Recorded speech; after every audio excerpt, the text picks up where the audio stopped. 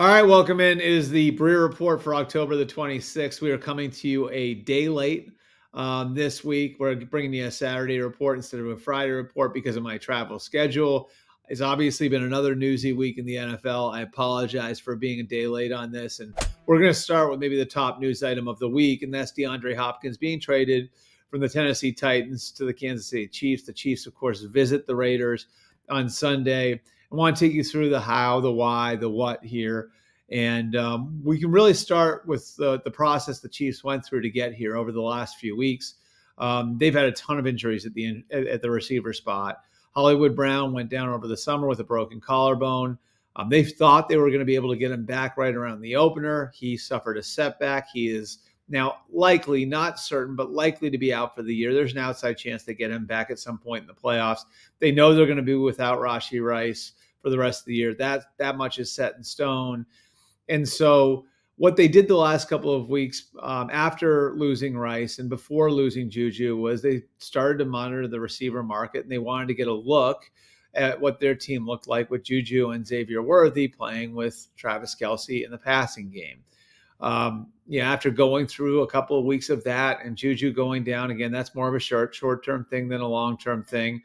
What they determined is they needed another weapon to play on the backside of Travis Kelce as an inside receiver, and that's what Hop gives them.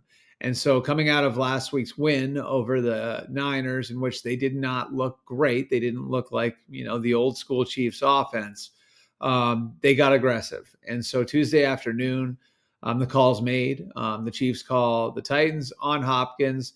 They circle back about 9 p.m. Central Time on Tuesday night to work out the terms. The terms get worked out. They circle back Wednesday morning to finalize the deal, which included finalizing the terms of the escalator. So the escalator there, and what takes the pick from a fifth rounder to a fourth rounder, is if DeAndre Hopkins plays 60% of the snaps for the Chiefs over the rest of the year, and the Chiefs make it back to the Super Bowl.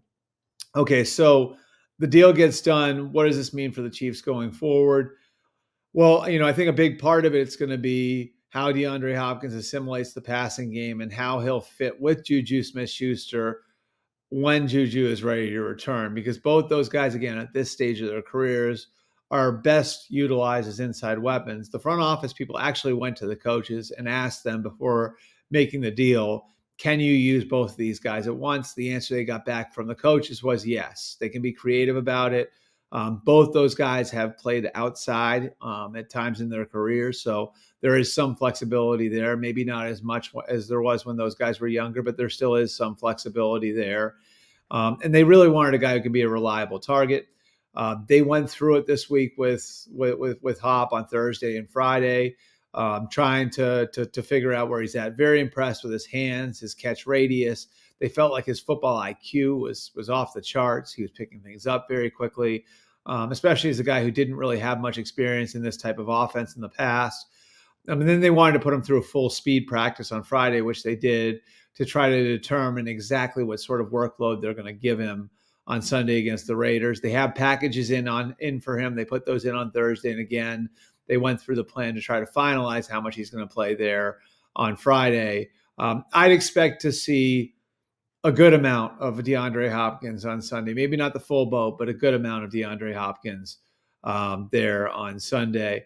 A lot to be excited about if you're a Chiefs fan, looking at the idea of adding a player like that, because he's not what he was before, but the Chiefs have shown an ability to get a little bit more out of this sort of player as he comes back. Juju Smith-Schuster, I think, is the best recent example of it.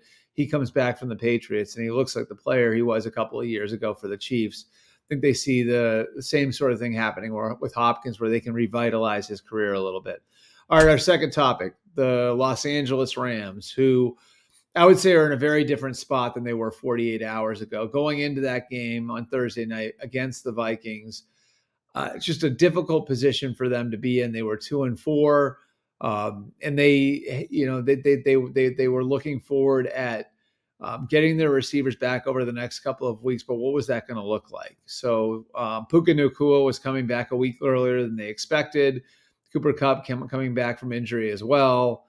And over the course of the week, they had received phone calls. In the last couple of weeks, they'd received phone calls on Kupp. Now, that's natural. That happens. And it's part of the receiver market being what it has been over the last few weeks with Hopkins and Cooper and Devontae Adams being moved. So the next step is, what does it mean for the Rams? Well, the Rams looked at their situation, and I don't think there was any feeling like we have to go out and shop this guy. They felt like the calls were going to come to them, which they did. And so the price tag that they gave other teams, what they asked for from other teams, was more than what the Jets gave up to get Devontae Adams. And if you look at that deal, it's a third-round pick that can become a second-round pick. So you're ostensibly looking for a second-round pick or something equating that or more.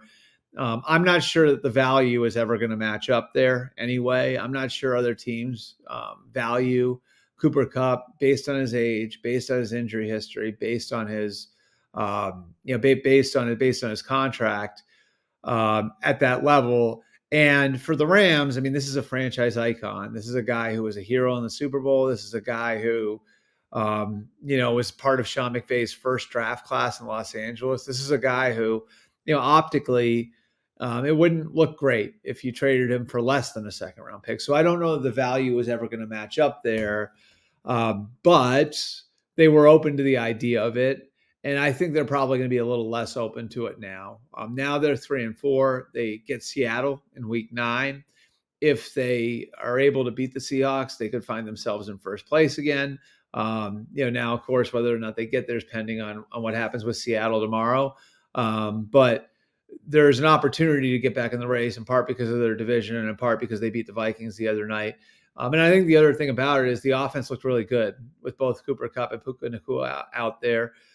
Matthew Stafford naturally looked a lot better.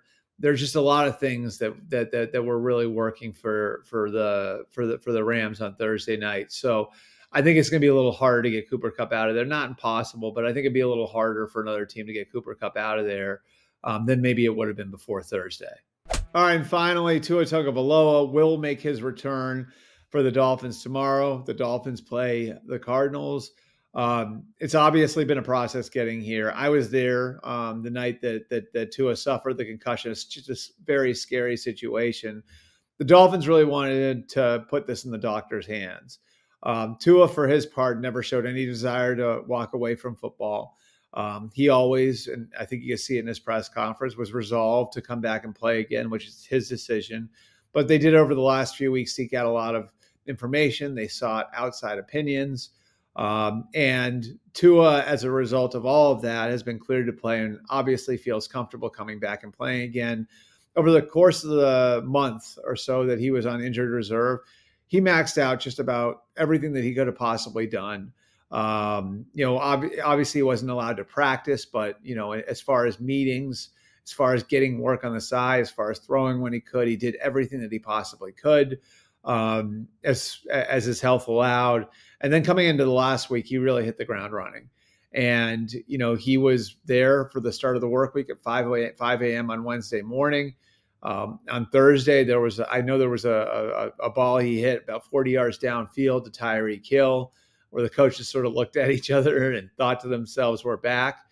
I mean, this is a very big deal for Miami, beyond just it being their starting quarterback. So much of what they do is based on timing and anticipation.